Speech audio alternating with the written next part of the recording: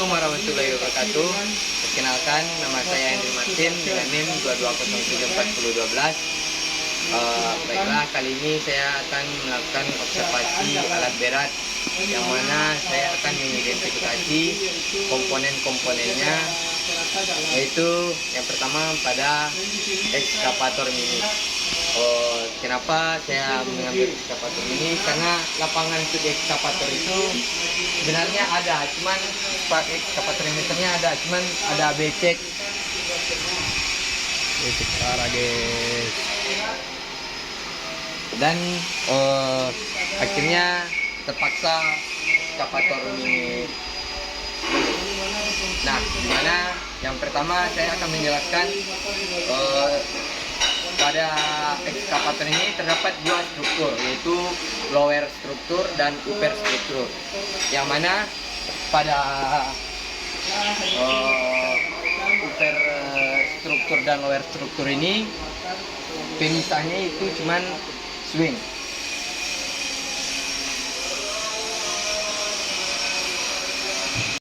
Baik, yang mana pada komponen di lower strukturnya ini kita lihat yang pertama yaitu ada track shoe, yang mana track shoe ini yang akan langsung berhadapan pada tanah yang membuat rantai ekskavator ini berjalan pada tanah. Dan di sini kita lihat ada juga itu track frame, dan ini ada idler, dan yang terakhir ini ada sprocket, dan di dalam sprocket ini ada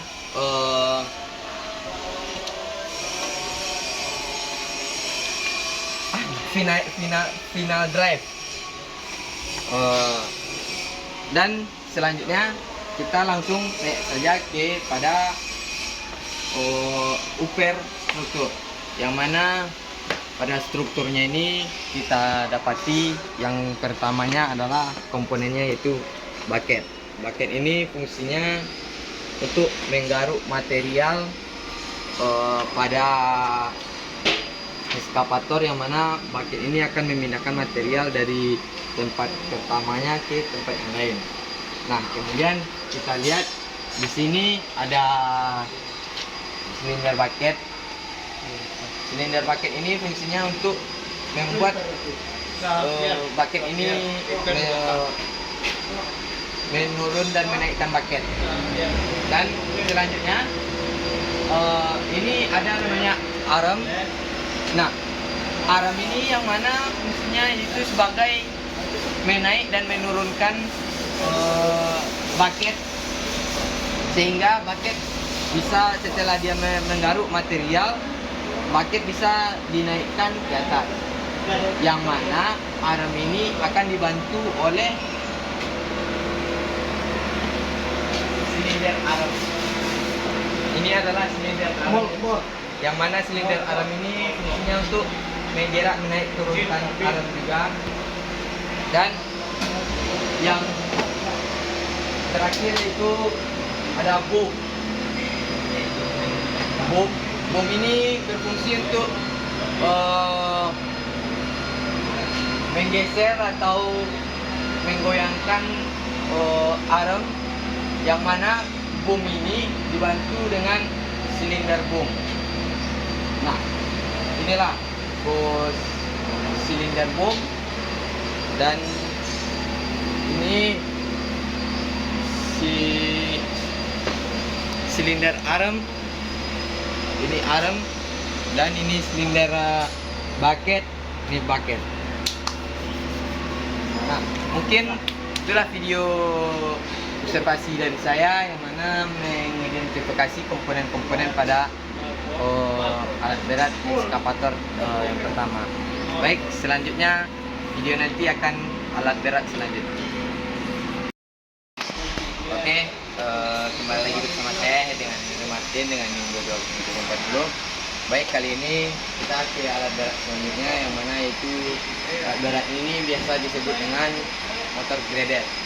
Di mana motor grader ini berfungsi untuk perataan jalan, yang mana perataan jalan itu seperti kerikil atau tanah yang masih menggumpal.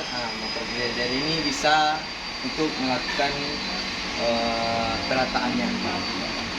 Nah, yang mana komponen-komponen pada motor grader ini, yang pertama kita masuk pada kabin terlebih dahulu.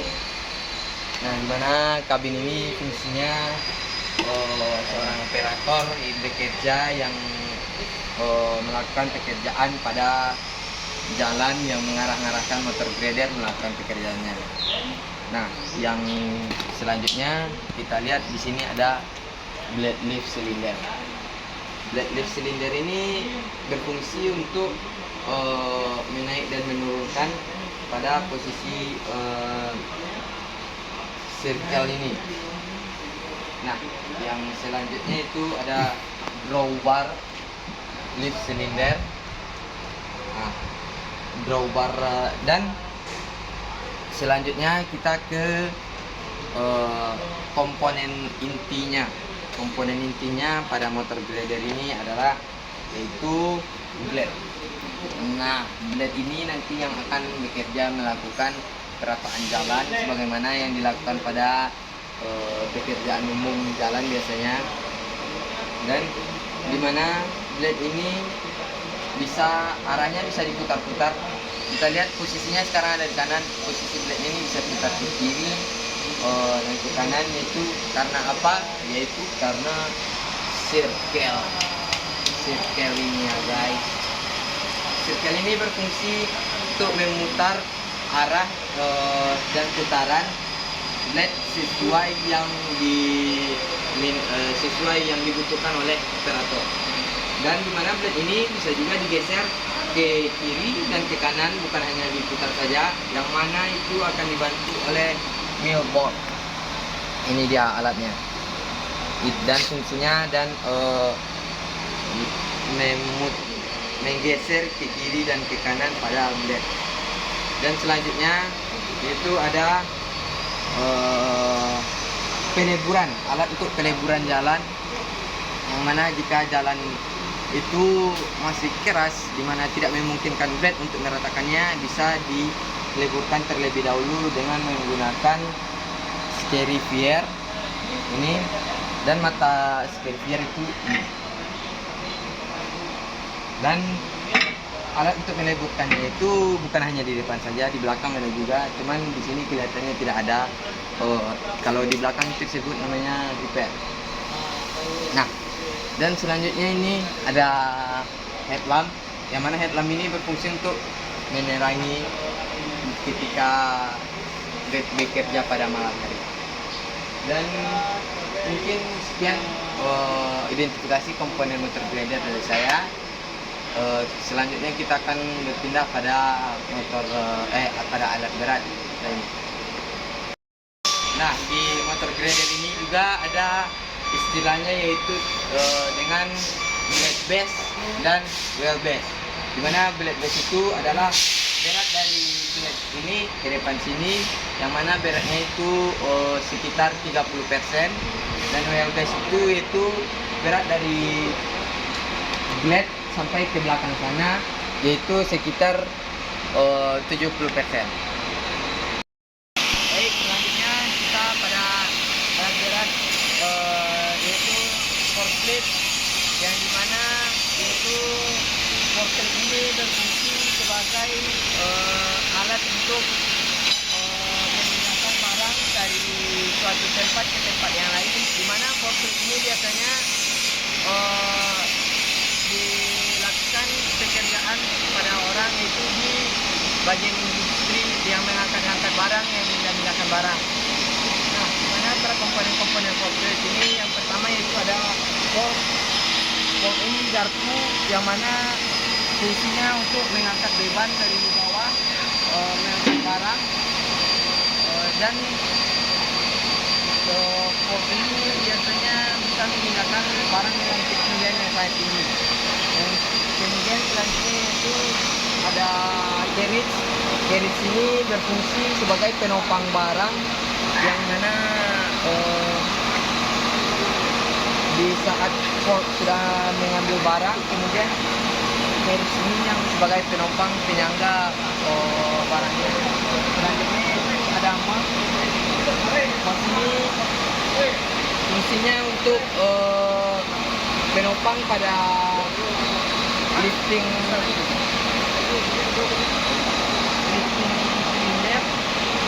Dan di sini kita lihat lifting silindernya dari samping. Ini dia lifting silindernya. Lifting silinder ini berfungsi untuk mengangkat mas ke atas atau garpu untuk mengangkatkan barang pada ketinggian, yang mana lifting silinder ini dibantu oleh lifting chain yang mana ada rantai ini. Dan kemudian pada komponen selanjutnya itu ada tilting silinder. Tilting silinder ini ada dua, dan pada tilting silinder ini mempunyai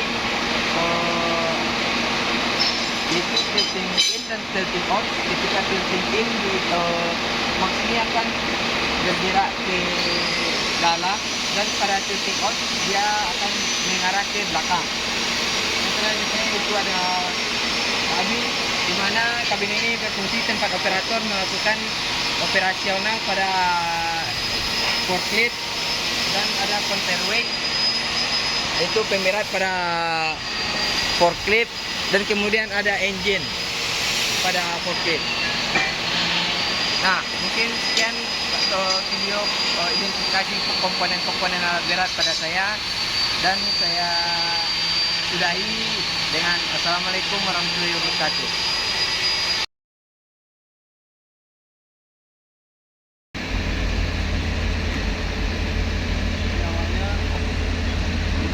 Komponennya udah pada tahu, Udah pada tahu. Terus sistemnya ini, handle-handlenya udah pada tahu. Sirkuit hidrolik ya. Kalau ini nggak di on kan, mau di operasionalkan ke mana nggak mau, dia ke kunci ya. Udah tahu ya ini ya. Terus ya secara dasarnya mungkin udah tahu ya. Hidupin mesin, sebelum hidupin mesin mungkin dicek oli attachment apa kelengkapannya, termasuk oli mesin, oli hidrolik, terus BBM nomor 1, terus mungkin sebelum di grease, pelemasan di attachmentnya, terus mungkin pemanasan di keluaran mas. Nah, kemudian mungkin kosong ya, maksudnya posisi sebelum bekerja untuk beban, mungkin dia kalau ibarat kita peregangan lah, tidak kosong kan. Terus ada yang ditanyakan? Mohon izin bertanya lagi, Pak. Kalau bagian eskavator ini kan yang di bawah ini lower undercarriage, yang di atasnya ini upper structure. Upper structure. Upper. Sampai mahasiswa jangan ngomong upper. Itu bagian yang mana yang lebih banyak mendapatkan perawatannya, Pak? Apakah di bagian undercarriage ini atau di bagian sistem di atasnya ini, Pak? Sebenarnya semuanya itu perlu memang perhatian, memang sinergi setiap hari. Terutama pelumasan itu setiap hari. Dicek setiap hari pelumasan. Kalau masalah yang lainnya mungkin kan ada PMM ya, OMM ataupun PMM, tergantung produknya dari mana dulu. Itu perawatan maintenance servisnya kan ada periodik waktunya, udah ditetapkan dari pabriknya kan, per 250, 500, 750, 1000 dan seterusnya. Itu udah istilahnya cakupannya mekanik, ya kan. Kalau untuk yang harian itu by operator. Pelumasan ini by operator, pemeriksaan istilahnya sebelum dia naik mengoperasionalkan, menghidupkan itu, cek kalau ada kekurangan tahu kan istilahnya mana yang urgent, mana yang masih bisa kurang sedikit masih bisa dioperasionalkan kan itu nanti laporan dari operatornya yang melaporkan. Nanti setelah laporan penentuannya di mekaniknya, misalkan oke, kondisi seperti itu nggak boleh dioperasionalkan, parkir nunggu kita nunggu kita lakukan perbaikan, maintenance kan itu. Selanjutnya mau istilahnya pengoperasionalan, silakan kalau yang istilahnya mau siapa yang mau mengoperasionalkan dirinya. Oh, boleh satu pertanyaanku. Ini saya kemarin Pak dapat pertanyaan khusus ini buat kamu sendiri ya, tanyakan kepada operatornya itu katanya. Oh, Operatornya berapa? kalau alat berat ini memang kan banyak macamnya nih. Kayak ini Komatsu, ada yang Kobelco, merek lah, ada Volvo. Jadi menurut Abang dari itu tuh apa yang membedakan di antara merek-merek itu Bang? Selain dari mereknya itu membedakannya? Ya monggo. Maksudnya itu kurang spesifik dia pertanyaannya. Oh. Dalam artian membedakan itu beda apanya? Kalau udah sampai pertanyaan gitu, saya balik lagi ya, ini counter attack ya. Iya Pak. Semua itu didesain mungkin dari perancangnya juga udah tangguh. Cuman penggunaannya itu kan biasanya alat ini tetap ada spesifikasinya. Oh. Untuk di area tambang misalkan, nah, tambang itu meliputi materialnya seperti apa dulu. Oh. Nah, nanti kan dia di paketnya itu pasti ada desain khusus. Nah, untuk misalkan tanah cadas dia bukunya mungkin tidak buku standar, kan gitu. Atasnya ada tambahan-tambahan setelah itu di areal khusus seperti itu juga perlu alat bagian yang khusus juga untuk menghadapi kontur atau medan kerja yang dibutuhkan. Tapi kalau di dunia yang umumnya mungkin rata-rata di Indonesia, ya kan, apalagi kayak proyek-proyek yang multi proyek lah, ya semuanya standar dipakai. Nah, itu mungkin kurang pas. Jadi ketangguhannya nanti bisa istilahnya ada perbandingan lah. Oh, kalau untuk di medan kayak gini tangguh alat ini tentu juga. Nah, itu kan tergantung juga di operator juga kadang. Di operator kadang kan ya ada yang orangnya halus, ada yang mainnya cepat kelar. Iya. Tapi hasilnya mungkin kurang rapi atau segala macam itu istilahnya kita nggak bisa jawab spesifik kalau masalah ketangguhan itu ya. Itu nanti efeknya juga dari segi perawatan itu juga mendukung. Kalau alatnya tangguh, kalau perawatannya juga sering molor-molor atau telat-telat kan ya ngefek juga. Gimana tangguhnya dia? Kan itu. Berarti ini kalau perawatan per jamnya dalam beroperasi iya juga Pak ya? Maksudnya ekskavator ini bekerja sudah sekian jam, apakah Ya, itu ya, dilakukan perawatan juga? Tepat waktu. Kita harus sesuai ngikuti standarnya. Standarnya itu harus kita ikuti supaya ya tadi untuk menjaga ketangguhan alat itu sendiri, performanya tetap terjaga kan itu. Kalau istilahnya tadi kita pakai ini didesain untuk misalkan pekerjaannya tuh non-stop siang malam. Terus kalau perawatan maintenance-nya kita nggak dukung, gimana letak ketangguhan alatnya kan gitu. Sama juga kayak kita lah. Kita mungkin orangnya kuat sih, suruh kerja non-stop, tapi jogging kita nggak cukup. Misalkan kita suruh kerja seharian, cuma kasih makan 1 kali. Kira-kira tahan berapa lama kita bisa bertahan untuk bekerja non-stop sehari penuh? Ini kan loyo juga kan. Iya Pak. Nah, di bagian seperti itulah. Oke, baik, siap.